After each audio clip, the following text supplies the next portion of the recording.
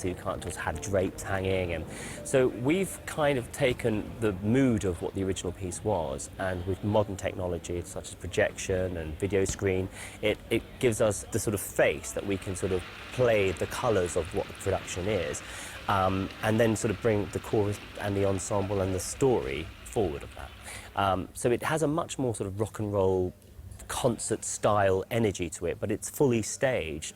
My background is in making big rock concerts and big musical shows and big architectural statements, television and film ones particularly. It's the same discipline, you know, you're lighting something, you're taking a piece of action or a book or a story or an opera, you're illustrating it with light. We're lighting three things. We're lighting the action on stage, and there's big company. We're lighting the scenery, which is enormous, and we're lighting the audience. And we're lighting all those in a kind of seamless, integrated way. So yeah, it's quite a lot of lights, but there's a lot of everything, to be fair. Absolutely wonderful experience. Wouldn't miss it for the world. Incredible. Oh, it's brilliant. It's electrifying. We're having a fabulous time. It's just all the exits and entrances all change. I was there right at the beginning. I'm one of the original creatives. It's been very hard for my department because, as you can see, getting on and off the Albert Hall when you have no wings, as you have in a theatre, getting on and off rather tricky entrances. One is down a staircase, another one is literally like the width of a snake. That's been a problem. And on top of that, we've got 135 people, whereas in the show we have, I think, about 48. We also have the most wonderful boy from Covent Garden called Sergei Polunin for the leading dancer. So naturally, getting someone of that caliber, I've kind of built it up for him. As far as I can, though, you can't do a hell of a lot because, you know, it is so massive, there are so many people, the space is a little bit difficult, but on the other hand, some scenes look absolutely incredible in the space.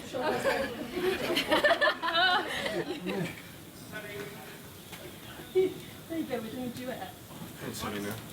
Yeah, pretty warmed up, yeah. I think it's warmed out, actually, is the phrase I'm looking for. Oh, it's wonderful. It's wonderful. It's the best place in the world to perform. It really is. It just wraps you up. It's like a one big hug out there. It's fantastic. The original cast. I know, original cast. And creative. Hold on. Remember? Best size.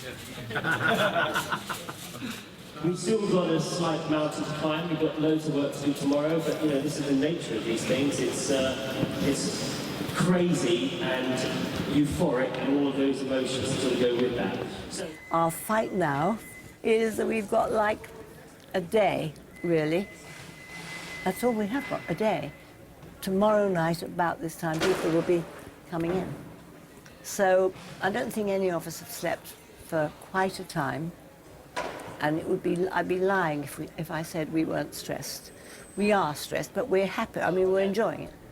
If you can work on a score for 25 years and still find it ravishing, it says it must be pretty wonderful, doesn't it? It's kind of manic. I guess we're all getting prepared for tonight, which is only the live filming, but it's going well. A couple of little things have happened, but it's okay. I'd rather happen this afternoon than later on. It's incredible. And I've got a family watching back in the States as well, which is amazing. Yes, I designed it right at the outset for Michael Crawford, that's right. And that was, 25, no, more than that, of course, because I was started sometime before the production, obviously. So it's almost 26 years, I think. Because I'd done The Elephant Man, they were thinking in terms of something fairly distorted or human, something like maybe an injury or so. You know, when people have strokes and things like that, one side of their faces may be paralysed, so they always try and straighten, you know, when they're talking to you, they try not to look paralysed, don't they? You know, they're trying to work against the deformity. So I thought, well, if I can make his lip, pull his lip up by, you know, some ligaments that have contracted like that, like it would do in, say, a major burn, this will give him some sort of thing to work against. There's a bald cap, a plastic, like a bathing hat that keeps his hair down and enables us to stick everything else. He's in the chair for, well, it's been probably just under an hour as far as the makeup's concerned. Up here I wanted something that was going to register right at the back, so we made a sort of great big crater with a bone showing. Ramin's version is an improved version. It's the Mark IV, I think. There we are. We're in the middle of a show. Let's go!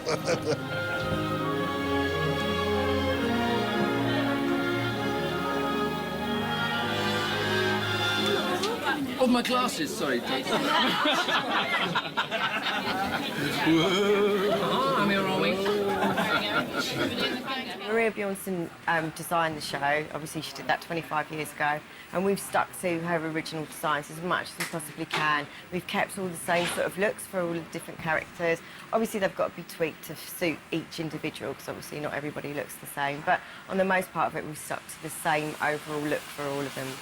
With this, we wanted to keep that theatrical feel, but obviously it's being filmed, it's cinema release in HD, so obviously we had to do a different type of makeup. See, theatrical makeup's a little bit different from that.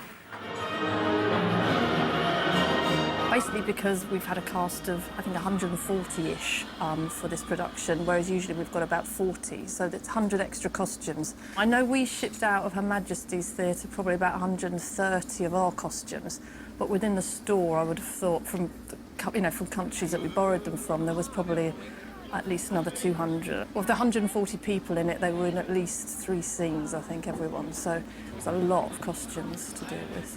We've had stuff from Argentina and Germany, New York. It wasn't just the costumes, we're talking about hats, shoes, tights, jewellery. People in boxes, the audience, to look like Victorian audience. So they all had to have the jewellery, the fans, the gloves. The idea of putting on a production like this in the short amount of time that we have is hard enough.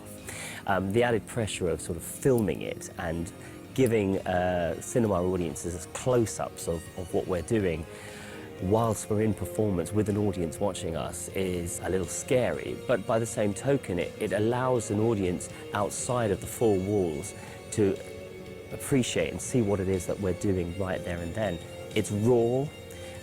It's wonderful. It's about as live as it gets. Why? Air fry.